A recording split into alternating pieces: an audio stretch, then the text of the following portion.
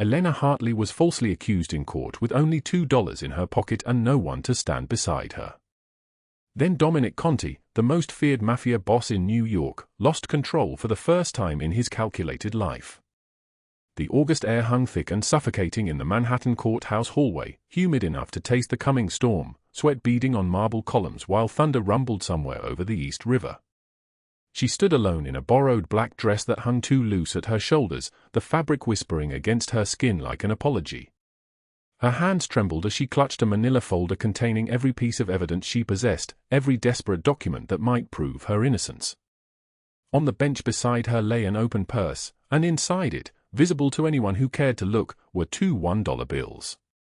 That was everything. $2 to her name. $2 and the absolute certainty that the world believed her guilty.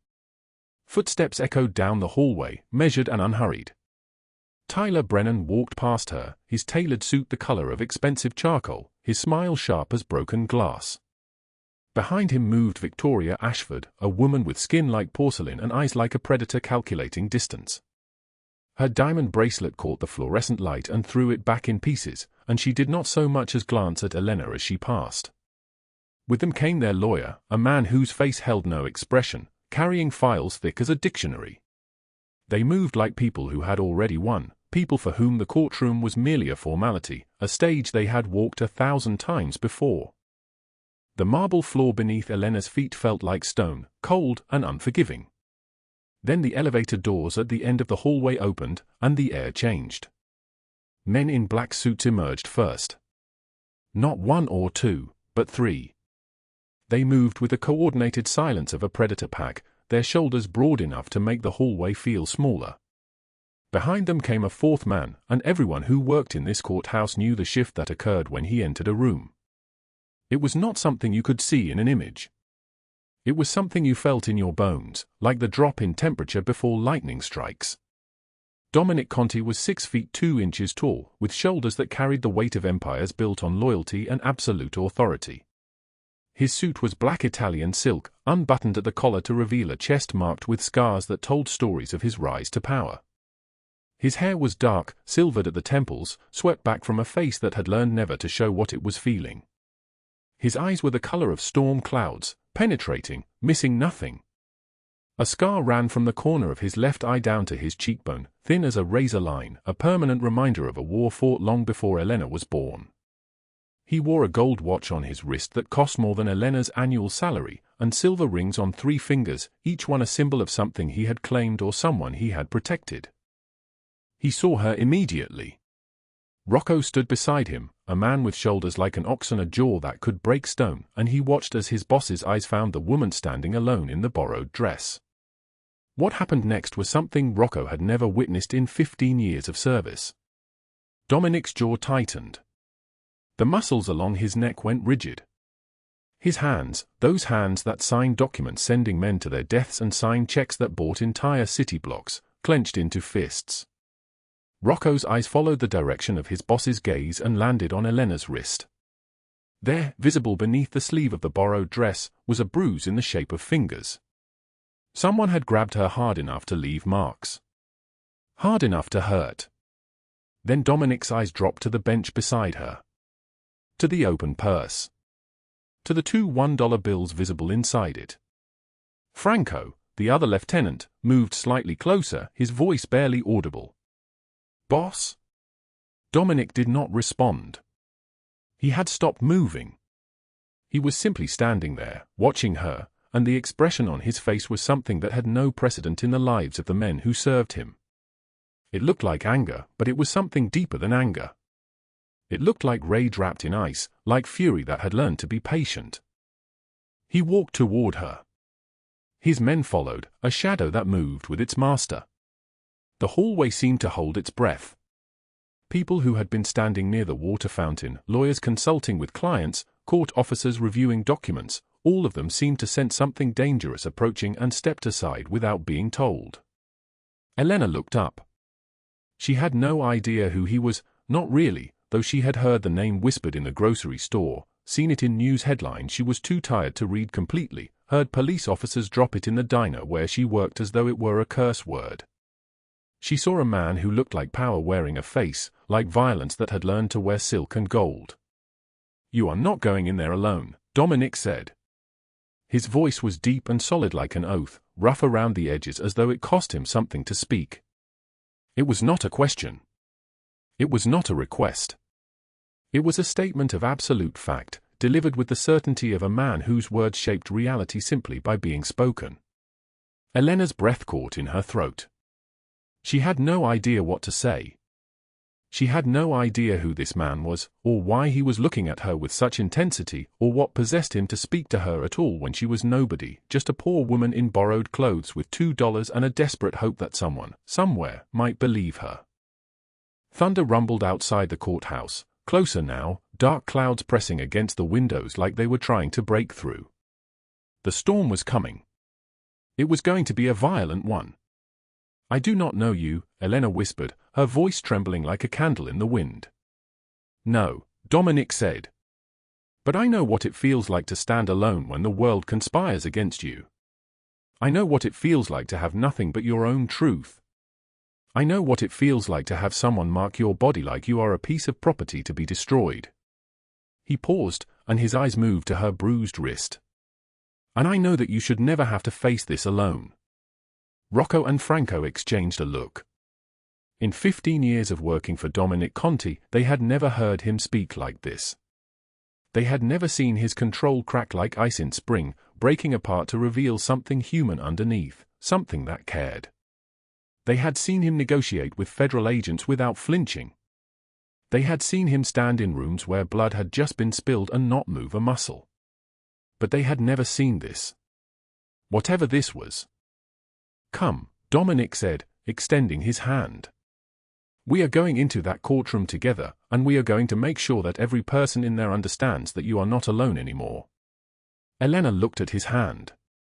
She looked at his face.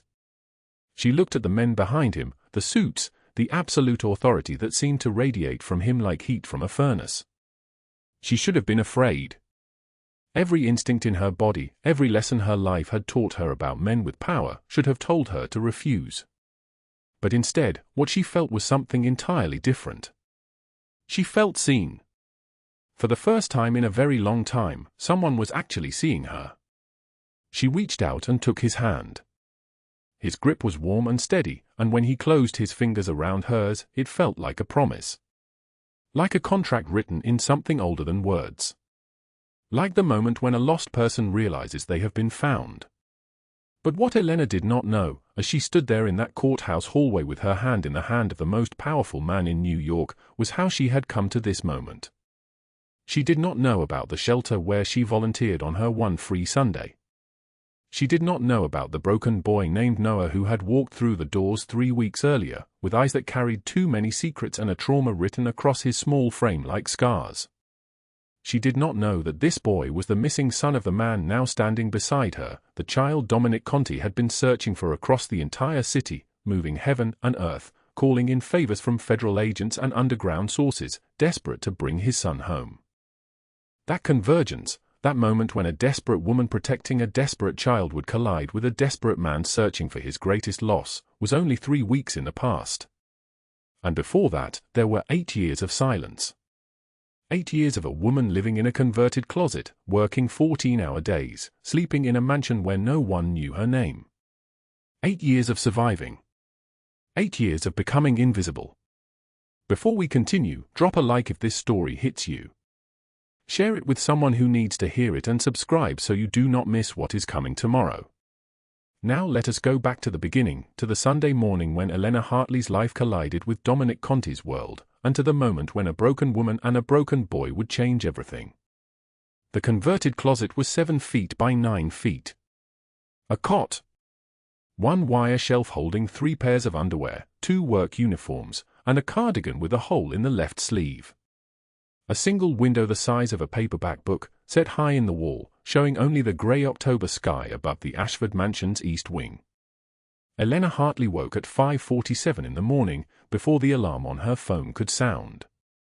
Her back throbbed. It always did when she first moved. She lay still for 30 seconds, letting her body adjust to consciousness, to the weight of being alive, to the knowledge that she had 14 hours of work ahead of her. The scars ran in every direction across her shoulder blades and down her spine like a map of a country she had tried to escape but never could. A broken bottle. 8 years ago. Tyler Brennan's voice still lived in those scars, still whispered on cold mornings, "You think you can leave me? You think anyone will want you looking like this?" She changed her shirt with the closet door locked, moving slowly, wincing when the fabric brushed against the raised tissue. No one in this mansion had ever seen her back. No one knew. She was the help, and the help did not have a body. The help had hands that worked and feet that moved and a face that smiled when spoken to, and that was the entirety of what mattered. The Ashford mansion sprawled across 6 floors of upper Manhattan wealth. Marble floors so polished that you could see your reflection moving across them like a ghost. Chandeliers with 200 crystals each, hanging from ceilings 12 feet high. Security cameras in every corner, watching the hallways, watching the stairs, watching for anyone who did not belong. Victoria Ashford, the woman who owned this place, had explained the cameras during Elena's first week 8 years ago with a smile that was not a smile. "We like to know where our staff is at all times. It is for insurance purposes." Elena worked 6 in the morning until 8 at night. 14 hours. 7 days a week except for Sunday, when she was permitted 3 hours away if she was back by noon. $340 per week. No health insurance. No retirement. No future that looked like anything other than this. She prepared breakfast at 6. 2 children, both under 12, both accustomed to speaking around her as if she were furniture. The older boy would ask for orange juice. The girl would announce that she hated eggs and wanted pancakes instead, even though pancakes had not been offered. Elena prepared both the orange juice and the pancakes without comment. Victoria Ashford stood in the kitchen in a silk robe that cost more than a month of Elena's salary, drinking espresso and scrolling through her phone, and did not acknowledge Elena's presence. By 9 o'clock, Elena was on the subway heading into Queens. The N train was half empty at that hour on Sunday morning. The doors hissed open and closed. An old man slept against the window. A teenage girl listened to music, her head bobbing to a rhythm no one else could hear. Elena stood holding the metal pole, feeling the train's movement through her bones, feeling the temporary freedom of being in a place where no one knew her name and no one was watching. St. Michael's Shelter occupied the ground floor of a former Catholic school in the neighborhood where streets still had potholes and buildings still had graffiti and people still looked you in the eye. Elena had been volunteering there for 3 years. 2 hours and 55 minutes every Sunday. It was the only place she felt human. The children's room smelled like finger paint and floor cleaner. Bright posters covered the walls, cartoon characters, alphabet letters, motivational phrases about friendship and courage written in bubble letters. A donation box sat in the corner, labeled Art Supplies Fund. Elena had added her own money to that box 11 times. $35 total. Money she had saved by not eating lunch. The boy was sitting alone in the corner when she arrived. He was 6 years old. Thin. Dark hair. Wearing clothes that did not fit him properly, a shirt 2 sizes too large, pants held up with a piece of rope because there was no belt. His eyes carried something that Elena recognized immediately because she had seen it before, years ago, in her own eyes when she was learning how to disappear. Trauma. Raw. Recent. The kind that makes a person stop believing that the world is a place where anyone stays. His name was Noah. He had arrived at the shelter 3 days earlier with a caseworker who had said very little except that he had been reported missing, that his mother had been found, that his father was being contacted. Noah did not speak. He Saturday. He watched. He held a piece of paper in his hand so tightly that his fingers had turned white. Elena did not approach him directly. She had learned, over 8 years of survival, that direct approach only frightened people more. Instead, she sat down on the floor 3 feet away from him. She did not face him. She sat sideways, looking at nothing in particular, making herself as small and unthreatening as possible. They sat like this for 23 minutes. The clock on the wall ticked. A radiator clanked somewhere in the building. A child down the hallway laughed, a sound bright and fragile as glass. "That is a nice drawing," Elena said finally. Her voice was barely a whisper, trembling like a candle in the wind. Noah did not respond. "Can I see it?" "I do not need to touch it. I just want to look." Another long silence. Then, slowly, Noah turned the paper toward her. 3 figures drawn in crayon. The biggest one in the middle. A smaller one on each side. Stick figures with circles for heads and lines for arms.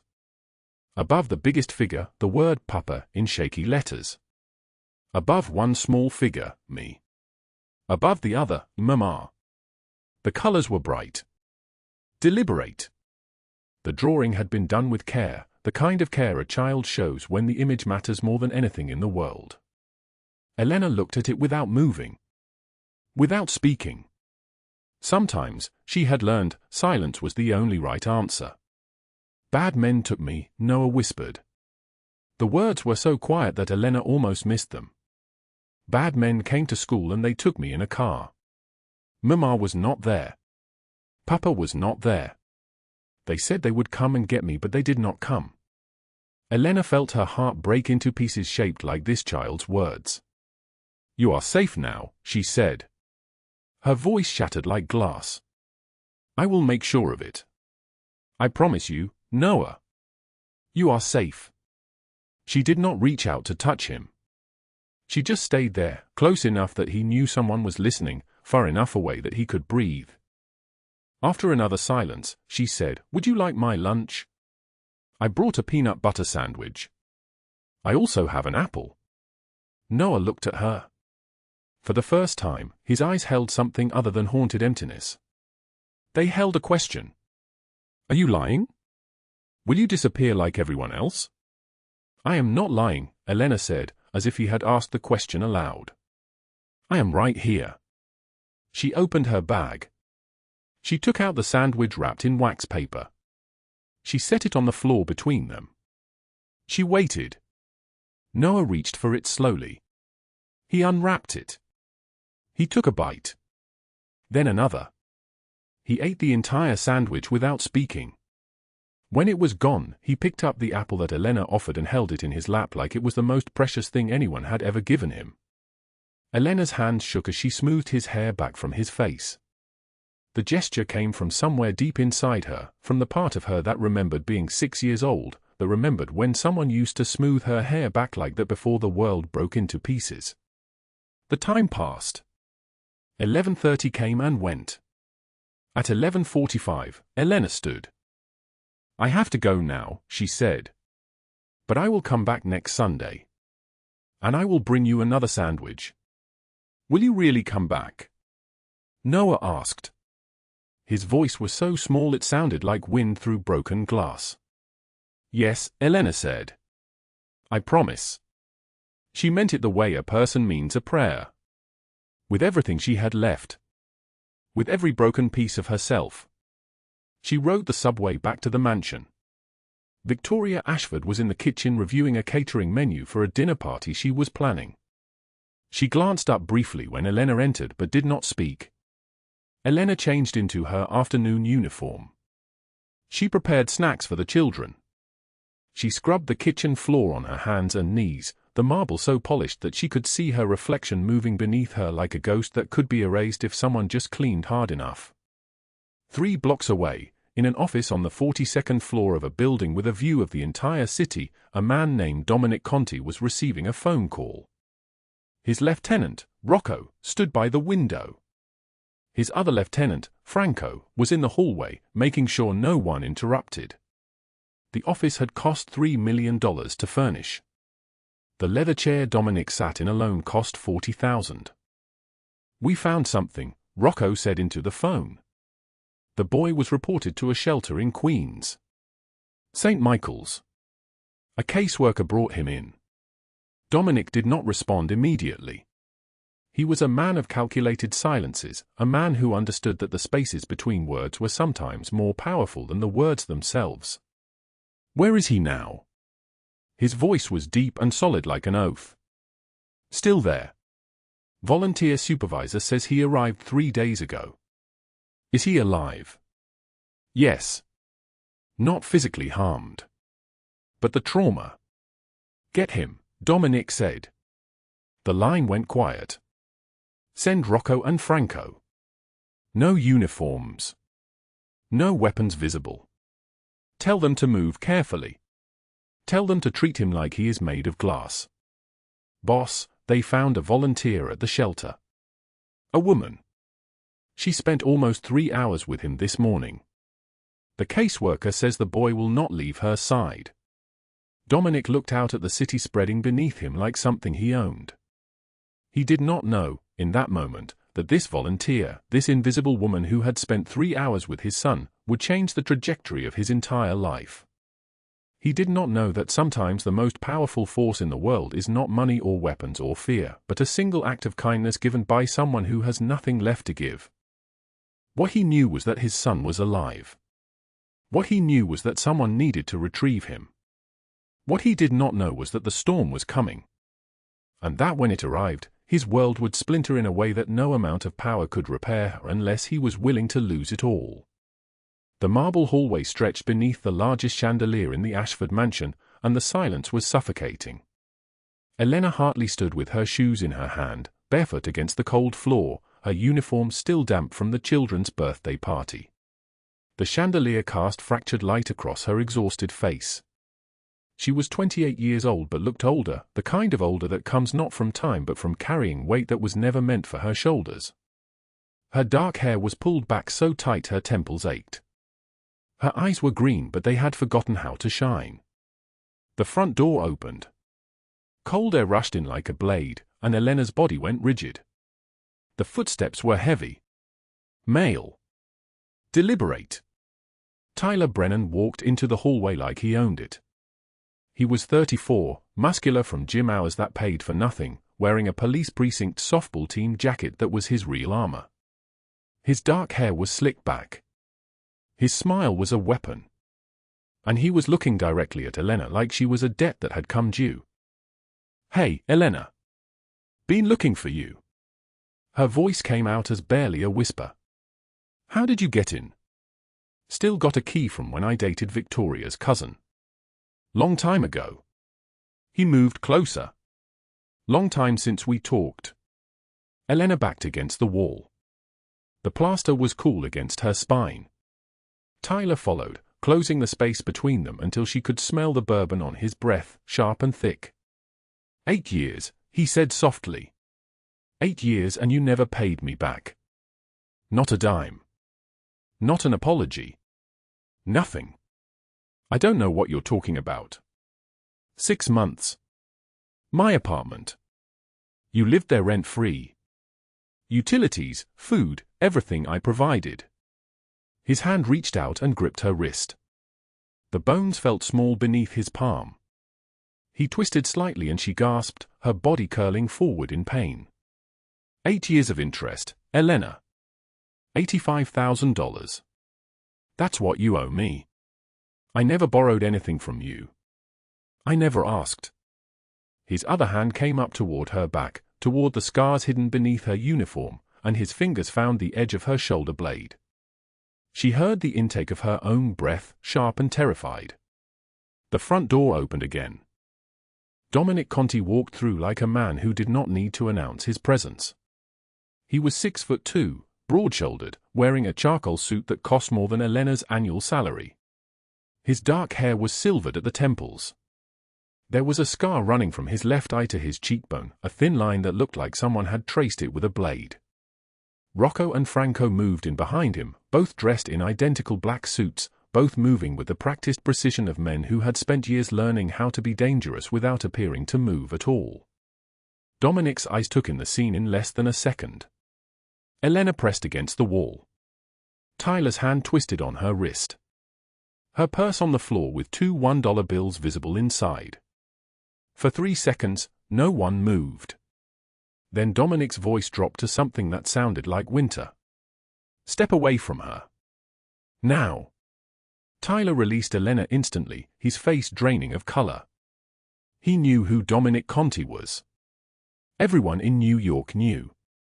The man who controlled the waterfront, the gambling operations, the entire invisible network that ran beneath the city like veins. "This is a private matter," Tyler stammered. "Personal business. Nothing you need to. You put your hands on her in my presence." Dominic's control was fracturing, and it was terrifying to witness because his voice never raised. It only got quieter, deadlier. "Tell me why I should not break every bone in your body." Elena was frozen, her mind trying to piece together how a Mafia boss knew her name, how he knew to be here, why the air itself seemed to be holding its breath. Dominic turned to look at her, and something shifted in his expression. It softened, but his eyes stayed dark. "Noah. The boy at St. Michael's shelter. He is my son." Everything clicked into place. The boy who had clung to her for 3 hours, who had drawn a picture of his family with only Elena and his father in it, who whispered that colors helped when he was sad. That was Noah Conti. "Are you hurt?" Dominic asked her. Elena nodded. She could not speak. Dominic turned to Rocco without another glance at Tyler. "Take her to the car. To Franco, stay with him. Make sure he understands that this conversation is not finished." Rocco appeared at Elena's side, his hand gentle on her elbow. She was moved through the marble hallway, past the chandelier, into the night air that was thick and humid and full of the smell of rain coming. The black SUV was waiting at the curb, engine running. Through the rear window as they pulled away, she could see Dominic standing in the hallway with Tyler, and something in the way Dominic's hands were clenched told her that Tyler Brennan had made a terrible mistake. The SUV moved through the city with the kind of silence that felt intentional. Rocco sat beside Elena, saying nothing, simply watching the streets pass. They drove north into Tribeca, into the kind of neighborhood where buildings had private elevators and the word security meant something more than locked doors. The penthouse was on the 42nd floor. Floor-to-ceiling windows faced the Hudson River. The city spread beneath them like something alive and breathing. The space was enormous, but it felt cold, the way spaces feel cold when they are filled with expensive things but empty of warmth. Black leather furniture. Gray walls. A kitchen that looked like no one had ever cooked there. Dominic told her to sit. He poured water from a glass pitcher into a crystal cup and set it in front of her. He did not sit close. He understood, without being told, that proximity was dangerous right now, that she needed space the way a wounded animal needs distance. Then Franco arrived with Noah. The boy was 6 years old and small for his age, with dark curly hair and eyes that had seen things no 6-year-old should see. When he saw Dominic, he broke from Franco's hand and ran, his small body moving faster than seemed possible, and he collided with his father's chest and made a sound that was pure relief and pure terror combined. "Papa! Papa, I was scared. The man said you were coming but I didn't know if." Dominic dropped to his knees and pulled his son against him, and his control shattered completely. Tears streamed down his face, sliding slowly down his cheeks in the way that tears only fall when someone has spent years not allowing them to fall. His shoulders shook. He buried his face in Noah's dark hair and made a sound like breaking. Rocco and Franco stood frozen. In 15 years of working for Dominic Conti, they had never seen him cry. Not once. Not when his wife died giving birth to Noah. Not when his enemies tried to destroy him. They exchanged a look that required no words, a look that said something fundamental had shifted in the world. Elena watched from across the room, holding the water cup, her wrist throbbing where Tyler had twisted it. After several minutes, Noah fell asleep on the grey leather couch, his small body curled against the cushions, one of his stuffed animals tucked beneath his chin. Dominic covered him with a blanket and then sat across from Elena in a chair that looked like it had been designed by someone who had never actually sat in one. "Thank you," he said. His voice was hoarse from crying. "For protecting him. For being kind to him when he had no one." "I didn't know he was yours," Elena whispered. "I just saw a scared child." Dominic studied her the way you study something you do not understand. "Who was that man?" "The one in the hallway." Tell me his name and tell me what he did to you." Elena hesitated. The silence stretched. Finally, she spoke. "Tyler Brennan. I dated him 8 years ago. He says I owe him $85,000 for 6 months of rent and utilities when I lived in his apartment." Her voice was small. "I never borrowed money from him. He provided for me, yes, but I did not ask him to. I did not promise to repay him. But now he says I have 3 days to give him the money, or he will take me to the police. He will say it was fraud. He will say I stole from him." Dominic's jaw tightened. "He also touched you. Your back." He was reaching for scars. Elena did not respond. "Show me," he said quietly. Elena stood and turned around, and she pulled her uniform down slowly, revealing her back. The scars ran in every direction like a map of hell. Some were thin, some were thick and raised. Some looked like they had been made by a belt. Others looked like they had been made by something with edges. They covered her entire back from her shoulders to her waist. "Jesus Christ," Dominic breathed. Elena pulled her uniform back up. "He made those years ago, when I tried to leave. He told me if I ever left him, he would find me. 8 years later, he found me."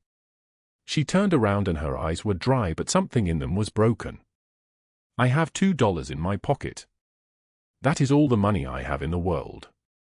I sleep in a closet in the Ashford mansion. I work 14-hour days. I have no family, no lawyer, no one to testify for me. He has Victoria Ashford, who is rich and connected. He has police officers who will listen to him and not me. I have nothing." Dominic leaned forward. "You have me." Elena shook her head. "Why would you help me? I am nobody." His voice was raw, barely controlled. "You protected my son when I could not find him. You gave him kindness when he had lost everything. You are not nobody. The people who did this to you believed you were nobody, and that belief was a mistake that I am going to correct." The rain started then, drumming against the penthouse windows, turning the city lights into watercolor smears against the glass. Elena stood at the window while Dominic sat with Noah sleeping beside him, his hand resting on his son's chest as if he needed to feel him breathing to believe he was real. What Elena did not know was that her entire life was about to be broadcast to millions of people. What she did not know was that the courtroom battle ahead would expose secrets that Tyler Brennan had spent 8 years burying. What she did not know was that by standing beside her, Dominic Conti was about to sacrifice something he had spent his entire life protecting. But tonight, for the first time in 8 years, someone was standing between her and her nightmare. And that changed everything. The courtroom doors burst open like the start of a thunderstorm. Elena sat rigid at the defendant's table, her hands folded so tight her knuckles had gone white.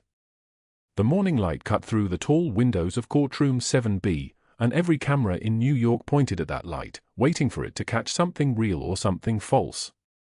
She could feel them. The photographers outside. The news vans. The millions watching on Channel 7 Live. Dominic Conti sat for rows back, his black suit absorbing the light like stone absorbs rain. Rocco and Franco flanked him, their presence making the air itself seem heavier. The bailiff looked twice at Dominic and then did not look again. Some men do not need to be looked at twice. Judge Ramirez entered. 58 years old, steel-gray hair pulled back without apology, eyes that had seen every version of human dishonesty that the law could catalogue. She took her seat and the room fell into the kind of silence that happens before lightning strikes. Tyler Brennan stood first. His suit was tailored, his hair perfect, his smile the smile of a man who had lied in every room he had ever entered and walked out richer for it. He walked to the stand like he was walking into his own victory party. His lawyer, a thin man named Garrett, began the questioning. "Mr. Brennan, can you describe your relationship with the defendant, Elena Hartley?" Tyler's voice was silk wrapped around a knife. "She lived with me as my tenant for 3 years. I provided housing, utilities, food. She agreed to pay $1,800 a month. After 8 months, she stopped paying. She owed me approximately $85,000 in back rent. I have documentation. He held up papers. Lease agreements with Elena's signature, forged so carefully that the forgery was almost beautiful. Receipts for rent payments that never happened. Bank statements showing deposits that came from nowhere. The judge studied each document. The courtroom murmured.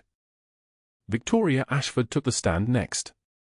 She wore white, the color of angels, and spoke like a woman betrayed by someone she had trusted with her children's lives. Her voice shook at exactly the right moments. I gave Elena everything, Victoria said, and the cameras loved her. I taught her how to dress, how to speak, how to carry herself. I trusted her alone with my children.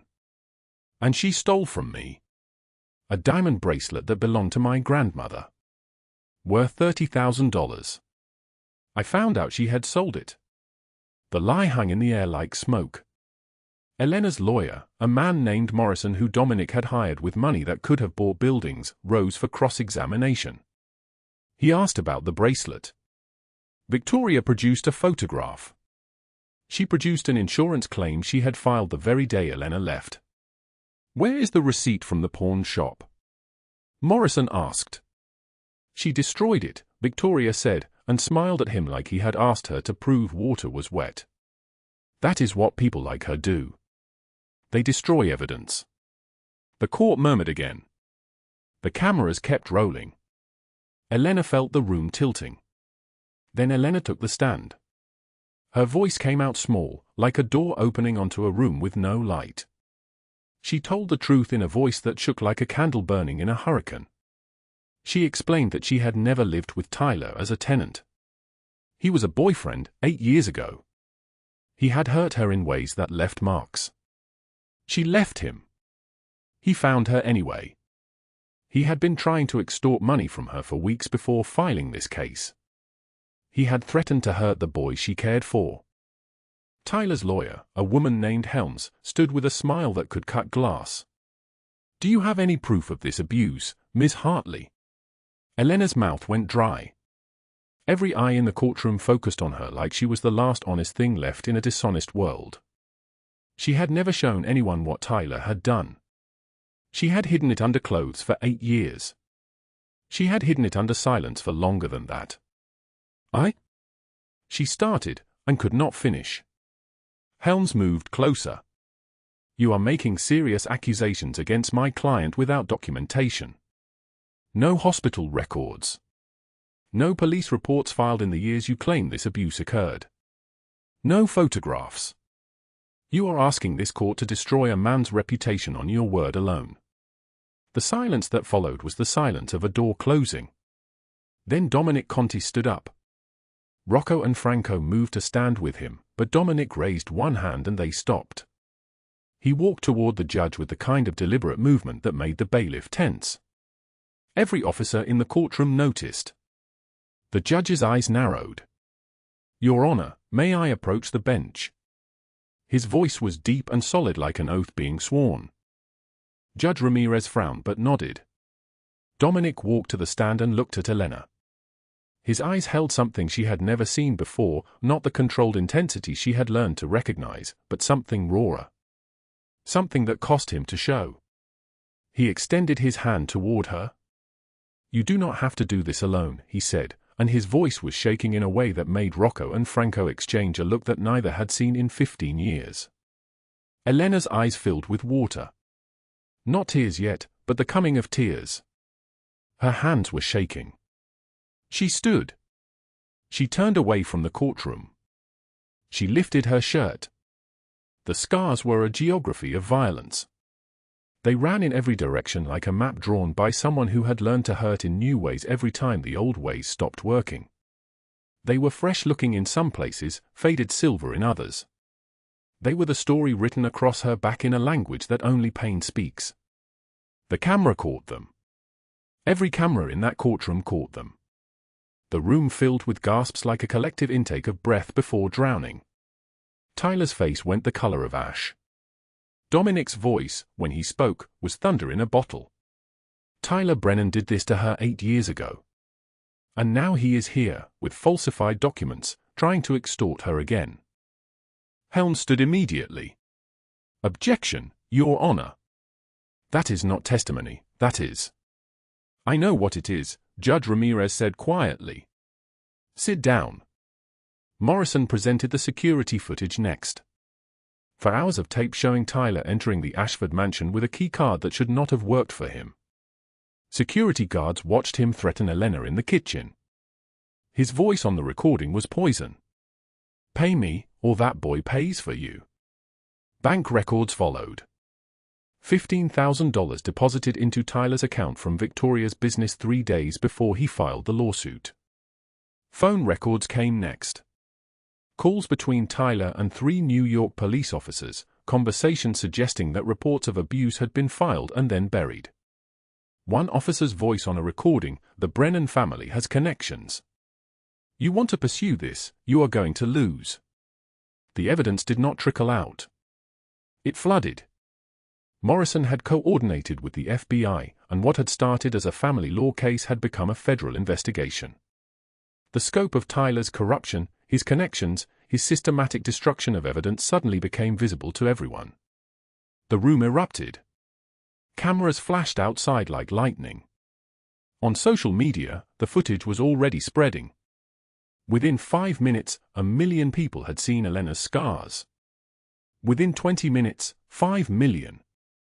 By the time the judge called for order, the hashtag was trending in 17 countries. During the recess, Elena went to the bathroom and locked herself in a stall. The air was humid, pressing, thick like the air before a storm.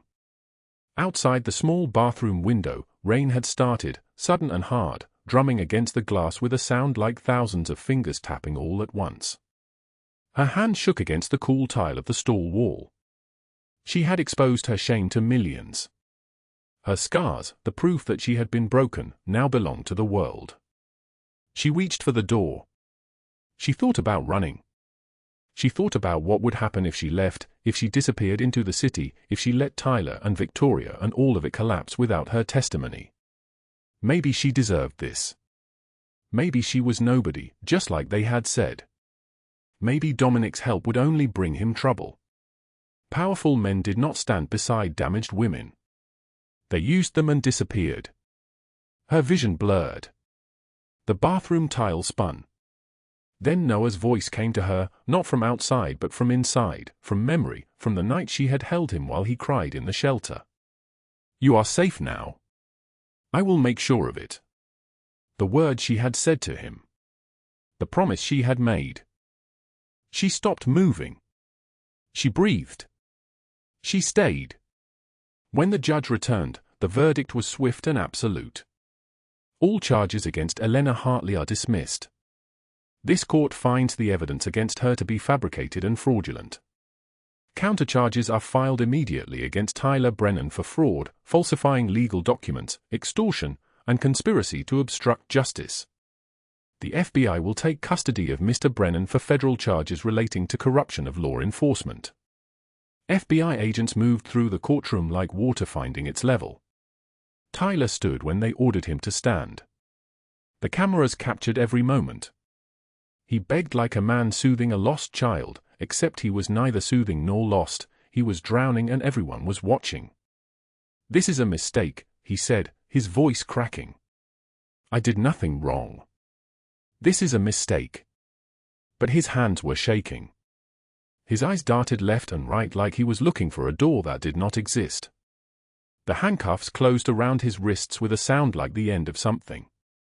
Victoria Ashford's phone had started buzzing before Tyler had even reached the police transport. Social media was a wildfire. Her name trended. Video after video showed her testimony, her lies, her collusion documented in bank records projected across every screen. Within 3 hours, her social media accounts were flooded with rage. Her charity board called an emergency meeting and removed her name by evening. Her family issued a statement. They had no comment about her actions. She screamed at the cameras as she left the courthouse, "You do not know what she is." No one listened. Elena stood in the hallway outside the courtroom while the world moved fast around her. Dominic appeared beside her without seeming to move, as if he had always been there. Rocco and Franco took position 6 feet away, creating a circle of quiet in the chaos. For the first time in 8 years, Elena was not alone. 1 week after the courtroom doors closed behind Tyler Brennan and the federal agents, Elena sat in Dominic's apartment on the 34th floor of a building that cost more than she would earn in 50 lifetimes. The windows faced east. She watched the sunrise without really seeing it.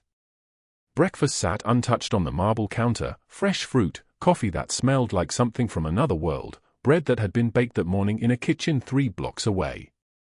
She had not eaten it. She had not eaten much of anything since the verdict. Her hands trembled as she held her phone. Donations had poured into St. Michael's shelter in her name. $470,000. Food banks. Medical equipment. A new wing being planned. People stopped her on the street now. They knew her name. They thanked her. A woman at the grocery store had cried while holding her hand, saying Elena had given her permission to leave her own abuser. Another woman, a mother of 2, had shown Elena a tattoo, the coordinates of St. Michael's shelter, inked into her forearm as a permanent reminder of the place that saved her life. Elena did not feel saved. She felt hollow, like someone had reached into her chest and removed something essential, leaving only space.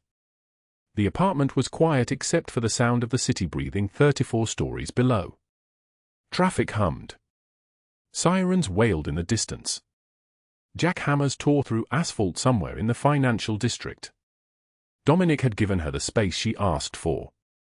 He came by each evening, checked that she had eaten, asked no questions, and left. His men maintained distance outside.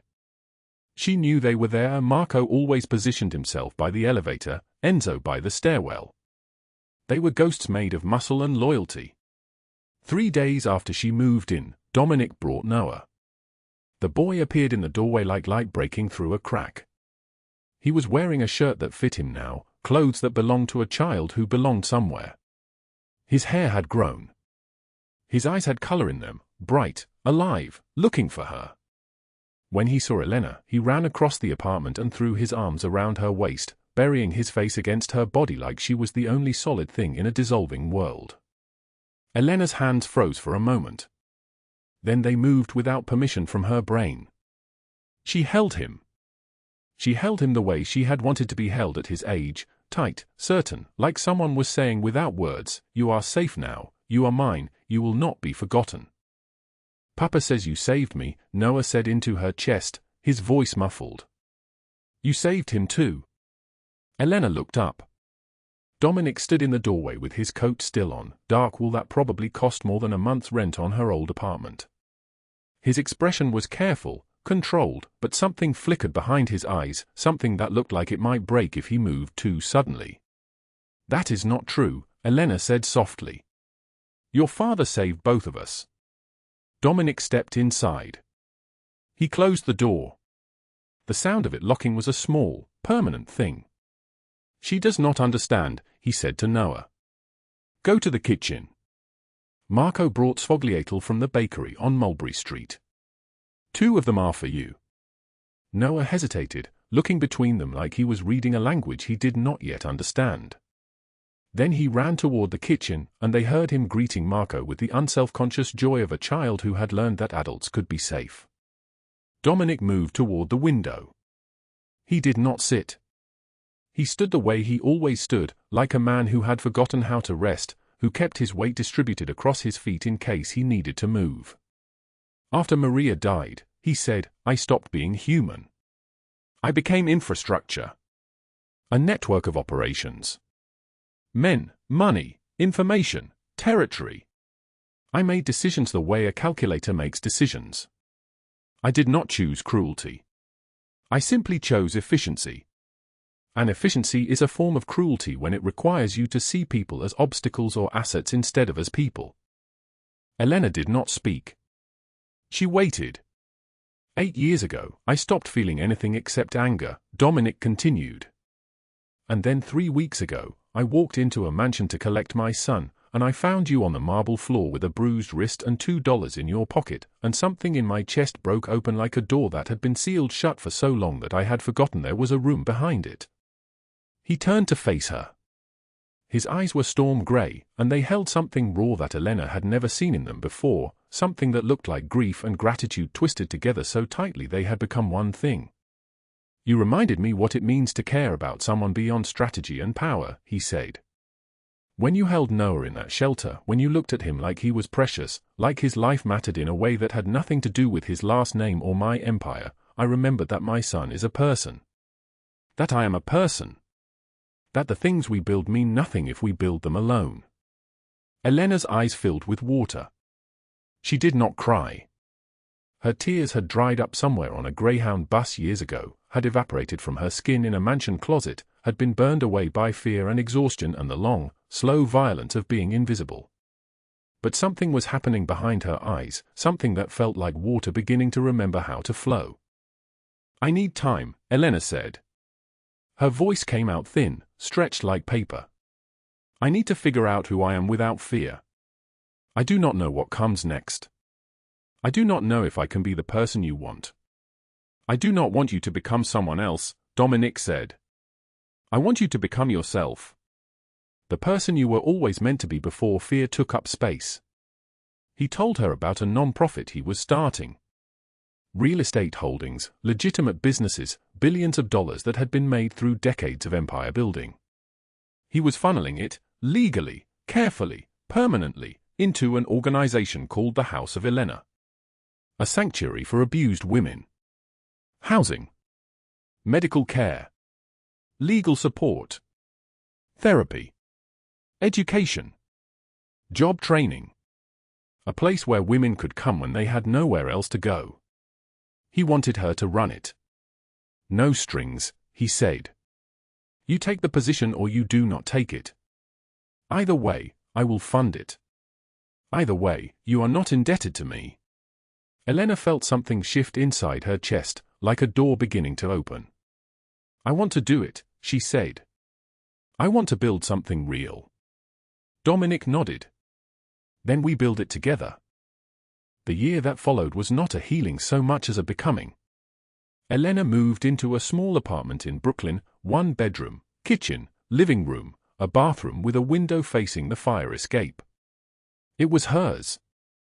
No one could take it.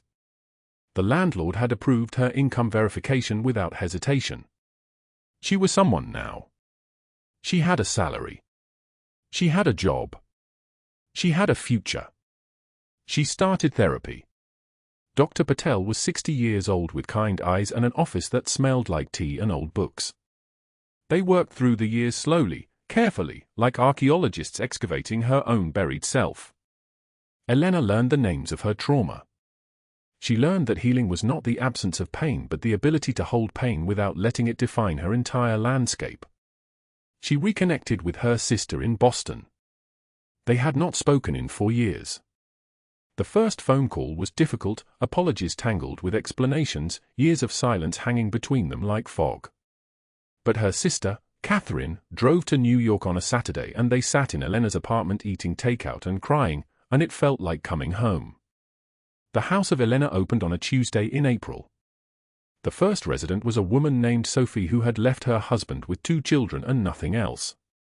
Elena helped her fill out paperwork. She helped her enroll her kids in school. She sat with her at night when the darkness became too big and Sophie could not sleep. Elena held her hand and said, "I know this is terrifying. I know you do not believe things will get better. But I am telling you from the other side, they do. You will survive this. And you will build a life that is yours." By the end of the year, the House of Elena had sheltered 47 women. Elena had hired a staff of 8.